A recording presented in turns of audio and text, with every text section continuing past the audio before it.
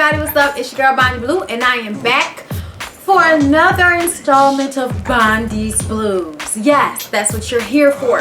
Okay, now I am going to do How to Get Away with Murder, but before I get into How to Get Away with Murder on another video, I want to talk about the book that I reviewed. Okay, now I'm gonna keep it 100. I was paid to review this book, so yeah. Does that have any bearing on how I feel about the book? No, but it's about time bitch start getting paid for these types of things. Can I just say that right quick? I'm sorry. This is a book review, so let a young lady get a hold of her spectacles, okay? Lordy dirty. Everyone's. Okay, this is my very first book review, you guys, and I am so excited. Can you tell? Okay. First of all, the book is called The Dog Catcher by Lloyd Johnson, author of Tricks for a Trade, and I was contacted by the author of the book. First of all, I want to say thank you, Lloyd. Thank you so much for even considering me and, thinking so highly of me as to want me to review your book. It was a great book. I have to be real. From the cover of this book, y'all, take a good look at the cover. Now, I want y'all to know right now, you can go on Amazon.com and get it for your Kindle or get the regular hard copy. You can go on BarnesandNobles.com and you'll be able to find this book. And you can go on Lloyd Johnson's website, which I will post down in the description box. And you can click on there and find all of the other sources where you can find this book. But if you are Amazon or Barnes and Noble buyer, then you can definitely just go search for The Dog Catcher by Lloyd Johnson, okay? Now, I'm not going to tell y'all how the book ends like I would normally do. Okay, but I want y'all to go and read the book if you haven't already read it. I know some of the people who follow me went and bought the book already, and I was very excited about that and very happy about that. I want the man to get his money's worth now, okay? Now, y'all, didn't I tell y'all look at this cover? Look at this cover. This cover does this book no justice. When you look at the cover, what do you think, huh? This is going to be some hot sultry shit. Some hot sultry, pussy dick writing type shit. Okay, now there is some pussy type dick type situations in this book, but I only feel like that's because this is a grown folks book, okay? The book is about Sherilyn Green, okay? Now, Sherilyn Green was a young girl, like many girls, in the mid to late 70s is where the book starts off. And she got pregnant very young.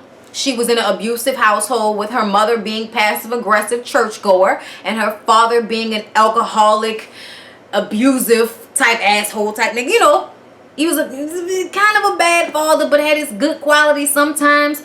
Most people know about these fathers, okay? It's not all bad, and it damn sure ain't all good. But we meet somewhere in between at the end of the road, okay? The reason why I say the book doesn't match is because, like, you see the dude with the chain on his neck and her looking all pretty. Like, I thought this was gonna be her, like, tricking dudes and stuff like that. The dog catcher. I'm thinking that you catching dogs and getting them together and throwing them back out there. But that's not what happened in the book. Actually, I feel like this book was real as shit. Okay? Let's just get into it. The book is... how many? It's 45 chapters and 403 pages. I read it in a week. Started it Monday, finished it Friday, okay? And this is me only reading it at night when I go to bed. Okay? Turn the TV on mute after all my shows have gone off, and I just get right into it. The book covers so much, you guys. It basically covered this woman's life from when she first got pregnant as a teenager. Her father beat the shit out of her. I mean, beat her ass bad while she was pregnant. And her mom did nothing. Her mom did nothing to stop it. Just grabbed her keys and went her ass on to work like nothing had happened. And then when, the daughter go ahead and move in with the lesbian girl, and then you're mad that she didn't move in with the lesbian girl, but what choice did you give her? You left her for your husband to beat up on her while she's pregnant. He kicks her out the house, so now she has nowhere to go. She goes and stay with her little gay friend Roxanne, y'all, and y'all know how it be. Y'all know how they tell these stories. I don't know why they tell these stories like this, because as a woman who likes other women, I don't like all you hoes. Okay? Like, just because you're a lesbian don't mean you attracted to every red-bone bitch that you come across. But Roxanne was very much attracted to Cheryl. Okay? Cheryl and her brand new baby living in Rexanne's house, her little apartment, okay? And then all of a sudden Rexanne decided she wanted to eat her some Kit Kat, okay? Wanted her a little bit of the Kit Kat bar, okay? And she got her a little bit of the Kit Kat bar, but Cheryl told her that they were just friends, okay? To not take it seriously. Oh no, bitch, we are not about to be a couple. I like dick. This was just because I'm stressed out. Okay, then she was drinking during the pregnancy, y'all. I was like, this bitch is fucking up already. You know what I mean?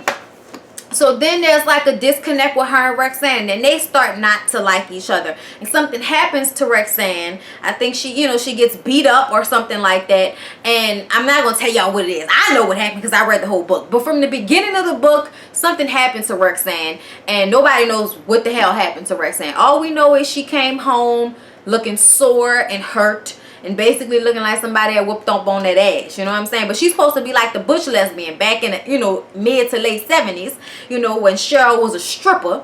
And, you know, she only was a stripper for a little while. This is not a stripper story, okay? She was only a stripper for a little while, and then she almost got killed by some white dude. And that's when she had to call her daddy, and they moved back in with the daddy and them, okay? So now she living with her people, but she got to get out of this situation because her daddy is still a drunk alcoholic. She got a little baby sister staying there, you know, and she wants to have a place that her little sister can run to get away from her mom and her dad like she didn't have, you know. She went ahead and got her own place eventually and started dating this guy called Plas Darnell Jackson, y'all. And if you read the book, you're going to know his middle name, okay, because it's not on the back. And Plas seems like a good guy. Plas seems like, you know, the kind of guy you want to settle down with, okay? He's just up out of the war, the Vietnam War, okay? So that puts us in the 70s somewhere. He's a gentleman. You know, she meets him at McDonald's with her baby, and, you know, he's saving her from some pimp coming at her all sideways, and then he's going to church with her and doing picnics, and then all of a sudden he's forcibly paying for your rent so that he can later on throw it back in your face to tell you what he's done for you. So your ass better shut up and just go along with the program. Their relationship turns very abusive after he gets her pregnant, and they have to go ahead and get married, and the shit got real abusive. Okay, it really did. Like at one point he hit upside the head with a bottle, you know, beat her in front of their children. They had 2 sons, and one of the sons, you can tell from the beginning that he's going to be gay. You can tell he's going to be a little gay boy. And, you know, she has to deal with people seeing that, and the teachers calling her about her son, and her really putting her blinders on because she doesn't want to hear that. She doesn't want to see that. She knows how this world reacts to gays because she has a best friend that's gay. His name is Clayton. She works at the hospital with him, okay? And Clayton's lover died of AIDS. Back then they were calling it grids, y'all. And just the way Lloyd Johnson put this story together, the way he explained this part of the story, I have to say, this out of everything, I mean, when I first started reading it caught me, because if I can keep reading and don't want to stop reading, then it's a good book. And it's a good book, you guys. It's a great book. If you are a reader and you like, you know, you like hood books, but then you tired of like the cliche hood book type shit, give this book a try, okay? You can probably, you know, get it on your Kindle and all that. I wish they had an audio book for me to tell y'all, but I'm gonna give y'all the website so y'all can make sure y'all go and check it out. But I'm telling y'all right now, it is definitely worth the buy, okay? Her friend Clayton, you know, I don't want to tell y'all what happens with Clayton, but I'm gonna just tell y'all right now, it took me here and it took me there.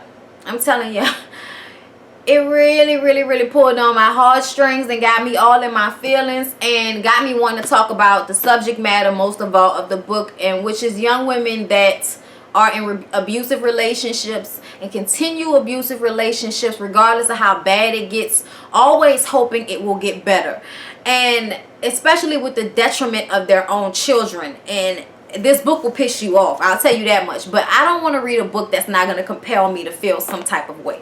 And this book had me hurt, it had me happy, it had me upset, you know what I mean? So I feel like in that way everybody will enjoy it. Like if you want to read it, you're going to enjoy it, you know what I mean? But let's just talk about the issue. And I want to talk about the issue because I feel like everybody's talking about abuse like it's just now starting to happen. I mean, this book was set in the middle of the 70s all the way into the 90s. Okay, so about 20 years of this woman's life. And most of it being in an abusive relationship from her father to the guy she got pregnant for first and his conniving ass, and then on to the guy that she ended up marrying. Just habitual abuse, and then not knowing to not want it. You know what I mean? Not knowing that this is what you're after. If your father was a drunk, alcoholic, abusive nigga, and you gonna go and marry a drunk, alcoholic, abusive nigga that cheats on you. At least your daddy kept his dick in his pants after a while. This dude don't know. He talks to the bitch on the phone in the bed with you. Oh yeah, y'all. On the phone with the bitch in the bed with her, y'all. When I say y'all, it'll have you high. It'll have your ears red, okay? Y'all, the type of stuff that this young lady allowed to happen to her. And I know there are so many women out there that do this, that feel like no one will want them with kids. Nobody will want them now. They're damaged goods. I hope that that is just the thinking of the past. I really hope that nowadays that so many women, especially young black women who have been single mothers, have come up out of these situations and done well for themselves and done well for them and their children. I hope and pray, you guys, that this is not still what happens. And if it is what's happening, I want it to stop. I want every woman who may possibly be dealing with this type of situation to know it's not cute, it's not okay, and it's not going to get any better if you stay in the situation. As a young woman, aggressive men are exciting. And sometimes the abuse can be like a drug because they give you such a negative response, you get addicted to the positive response. So now you feel like these two things have to go hand in hand, and you feel like it's okay for you to get hit every once in a while. Oh, you deserved it. No, you don't. No, you don't. You don't ever deserve some man to beat on you unless you're just being all kind of ways fucked up. And what I mean is, my homeboy was telling me a story today about his cousin that hit her boyfriend in the head with a hot iron, and he didn't even hit her. He just called the police. I'd have killed the bitch and then called the police, but that's just me. A hot iron? You trying to kill me? You trying to kill me? That's what you was trying to do. That's a hot iron, bitch. You hit me in the head with a hot iron. You was trying to kill me. Okay? You was trying to burn my scalp off and then give me a concussion on top of that, bitch. You was trying to kill me. Okay? I'm just saying. I feel like that's self-defense. Anyway, that in these serious situations, I mean, shit, even if you watched the Grammys last night, and that kind of pissed me off a tad bit, that now in 2015, because some football player and Chris Brown beat up on their old ladies in the past couple of years, we want to make a whole segment on the Grammys about domestic violence.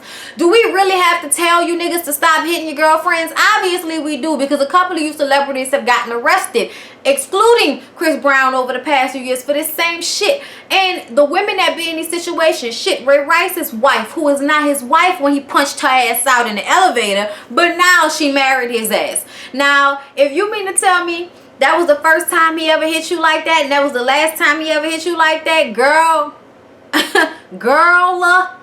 I got a fucking national monument that I want to sell you in my backyard right now. Come holler at me. You know what I mean? Like, I don't believe that. I'm sorry. In my experience, abuse is abuse. And it can be emotional and it can be physical. It can be him talking to you crazy and calling you whenever he gets upset or he gets drunk, or you fucking this nigga and you doing that, and I know you're bitch and nasty and you're doing this and you're doing that. Any man that will talk down to you like that, especially in front of your children or in front of other people, is abusing you emotionally and mentally and does not deserve to be with you or anyone else. They have too much shit wrong with them to be able to give what is necessary in a relationship.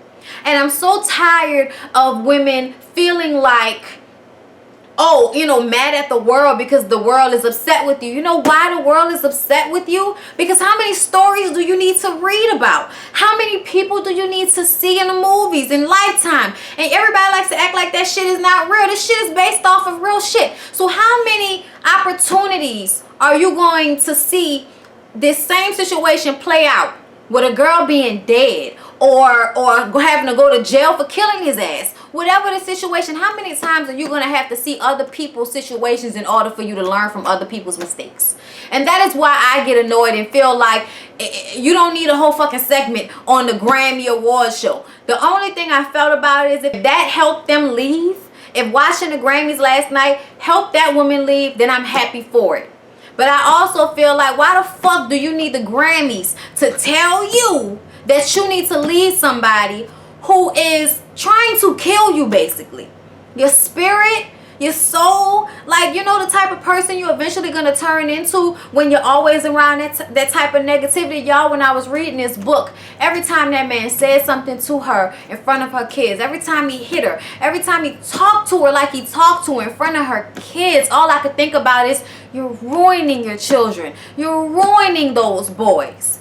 You know what I mean? Because they're going to pick up on that. They're going to think that that's okay to hit on women. And then they're going to do it to their wives. And the cycle will continue. All because you were so scared to leave. And I hate to sound like I'm coming at people, because I'm not. This is really to uplift and help. But I also want people to realize how crazy that is. How crazy that really is. And don't get me wrong, I've been in an abusive relationship in my lifetime. 2 of them. Matter of fact, I got hit. All of this type of shit that has happened to me in my relationships. But I always have been the type of person to fight back. Always. Okay?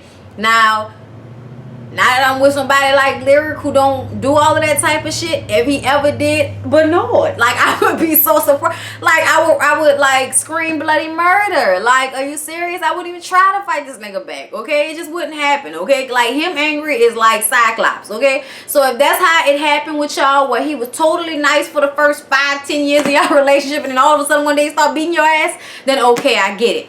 But if you knew from the start, if he was controlling you from the start, answer your phone when I call you, when I text you, all of that shit, that's signs. Please read those signs. Read those signs, and don't have children with these men, because then it's going to be even harder for you to leave. Because then you're going to be thinking, oh, it's better for my children to have 2 parents. And sometimes it's better to have 1 happy parent than 2 fucked up parents fighting and trying to kill each other in front of their kids, y'all. I want you to care about you more. I want you to love you more. I want you to not be afraid to save yourself, to save your babies, to care about them above dick. Because, I mean, I really feel like some of the choices that she made is because she wanted a man so bad. And don't get me wrong, I understand what it's like to be lonely and wish you had somebody, but at the same time, there's something wrong there. You have to find out how to be happy alone. And then when you find somebody, you are already happy by yourself, then you can be happy with that person, and you don't need them for anything. You don't need them, but they compliment you and you want to be with them. Like, I need you because I want you, not because, you know, I have some addiction to the abuse and then the love that you tried to show me, which is not really love. I even hate to call it that, you guys. But anyway, it just made me want to talk about that and say something about it, you know, because it hurt me. It hurt me so much to see how her decisions affected her children, and also to see how her decisions affected the people in her life.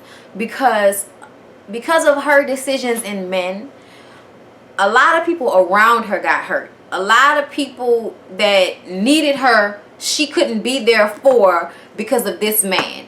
Because of his jealousy, because of his abuse, because she was scared that when she got home, he was going to beat her. You got to go to a shelter. You got to call a mama you're mad at. If you got to call an auntie you don't fuck with no more. If you got to call a cousin you got in a fight with last week to get away from some man that's beating your ass, that you feel like you have no other choice. I want you to do that. I want you to reach out to somebody for help, because I think the saddest thing of it all is for you to lose your life because you love somebody.